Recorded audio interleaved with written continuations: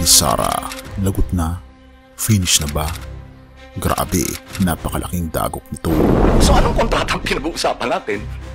Kontrata na, nasa kasulatan, nakanotaryo? Come on. Alam mo yung pakiramdam na parang may iniwang bukas na kwento.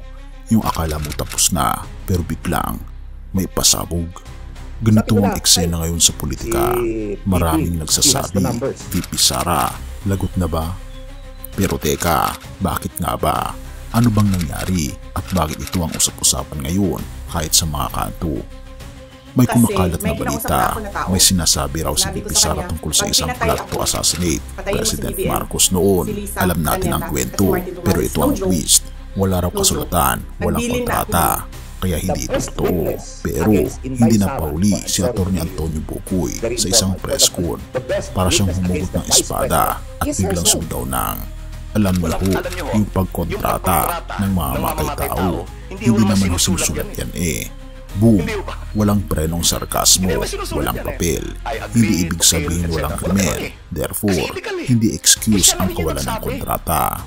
Ang tanong ngayon, kung siya mismo ang nagsabi, kung may video pang araw ng interview, at kung inulit niya ulit sa ibang media appearance, bakit ngayon parang nag-uusap tayo na kontrata sa notaryo? Parang joke, pero hindi kasi. Pero hindi ito biro para kay Bukoy. Siya rin ang nagsabi, kumontrata ako ng asasin. Hindi sa amin ang galing yan, sa kanya, at hindi lang minsan, inulit pa. Therefore, kung sarili mong bibig ang nagsasabing may plano kang ipapatay si Pangulo o dalawa pang mataas na opisyal, bakit kayo sinasabi mong joke lang? Ito ang Article 1 ng impeachment complaint. Conspiracy to assassinate President Marcos, First Lady Lisa Araneta Marcos, at Speaker Martin Romualdez. Mabigat, matindi. Pero mas matindi yung ideya, pwedeng gumaan ang kaso dahil lang walang pinirmahang kontrata. Parang sinasabi mong hindi ka nagnakaw kasi wala kang resibo ng ninakaw mo. Kung ito ang defense ni VP Sara, parang hinubad na niya ang armor niya. At si Bukoy, binanat ang katotohanan, parang bowstring. Ang punto niya, malinaw. Come on, ika nga niya. Common sense naman.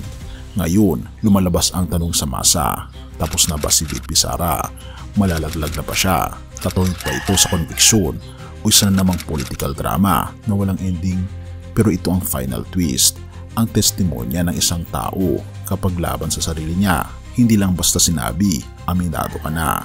At sa batas, yan ang tinatawag na admission against interest. Therefore, hindi mo kailangan ng papel para mapatunayang may krimen.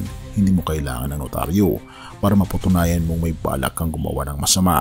Kailangan mo lang ng sarili mong bibig at isang taong marunong magbasa ng intensyon. So VP Sara, lagot na ba talaga? Tapos na ba ang laban? O nagsisimula pa lang ang pinakamalaking dagok sa iyong karera? Marami ang naghihintay ng sagot, pero habang wala pa, isang bagay ang sigurado. Hindi kailangan ng kontrata para maging totoo ang intensyon. Kaya huwag ka munang bibitaw dahil minsan ang walang papel ang siyang nagbabaon sa iyo sa bangungot. Roma 5 verse 8. Ngunit ipinapakita ng Diyos ang kanyang pag-ibig sa atin sa ganitong paraan. Noong tayo makasalanan pa, si Kristo ay namatay para sa atin. Sa gitna ng mga kontrobersiya, eskandalo at sagutan ng mga makapangyarihan, may isang malaking tanong na dapat nating pag-isipan. Nasaan ang hustisya? Nasaan ang katotohanan? Pero higit pa riyan, bilang mga ordinaryong tao na pinapanood ang gulong ito, ang tanong ay, paano kung magiging mapayapa sa isang mundong puno ng kasinungalingan, galit at kasalanan? Tulad ng sinabing joke lang ang pagpatay, marami rin sa atin ang parang nagbibirong lumalakad sa kasalanan. Nagsisinungaling pero tinatawag itong white lie. Naninirang puri pero tinatawag itong freedom of speech.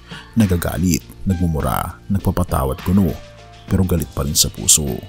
Pero habang tayo lumulubog sa kasalanan, ang ating Panginoong Diyos ay hindi bumibitaw.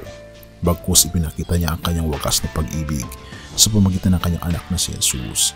Noong tayo makasalanan pa, hindi tayo hinintay ng ating Panginoong Jesus na maging mabait, matuwid o banal. Habang tayo ay nasa pinakamadilim ng ating puso, nasa kaligitnaan ng paninirang puri, kasinungalingan, galit, pride at pagnanasa sa kapangyarihan, doon siya namatay para sa atin. Hindi siya tulad ng mga leader na kailangan pang kontrata. bago magdesisyon. Hindi niya tayo minahal batay sa papeles. Minahal niya tayo dahil mahal niya tayo. Tapos walang kondisyon. Kaya anong tugon mo, kaibigan? Ang gulo sa paligid ay refleksyon lang ng gulo sa puso ng tao. Pero sa gitna ng ingay ng politika, fake news at kasinungalingan, may isang boses na tahimik ngunit makapangyarihan. Mateo 11 verse 28. Halika sa akin, kayong napapagal, at bibigyan ko kayo ng kapahingaan. Ang mercy ng ating Panginoon ay hindi tulad ng mercy ng tao. Hindi siya nagsasabing, patawarin kita kung may kontrata tayo. Sasabihin niya, patatawarin kita dahil mahal kita sa krus na tapos ang kasalanan mo. Purihin ang ating Panginoon Diyos at tayo manalangin. Ama naming Diyos na makapangyarihan, sa gitna ng kaguluhan ng mundo, ilapit niyo po kami sa iyong krus. Patawarin niyo po kami sa aming mga kasalanan. Linisin niyo po ang aming mga pusong marurumi na puno ng galit. Talikuran ito at sundin ang iyong kagustuhan. Salamat po sa iyong habag at pagmamahal, na kahit kami ay hindi karapat-dapat, pinili niyo po kaming mahalin. Pinupuri po namin kayo at pinapasalamatan o aming Panginoon Diyos sa inyo pong kabutihan sa amin at patuloy niyo pong alagaan ang aming Vice Presidente, ang aming Pangulo, ang lahat ng mga opisyal ng gobyerno, ang mga Pilipino, gayon din ang lahat ng tao sa mundo. Salamat po, Panginoon Diyos, sa inyo pong pag-ibig sa amin at paggabay, at patawarin po kami sa lahat ng aming pagkukulang at pagkakasala, at pakalinisin po kami. At salamat po sa pagdinig ng aming mga panalangin, sapagat ito po ang aming samot hiling sa matamis na pangalan ng aming Panginoon Jesus. Amen.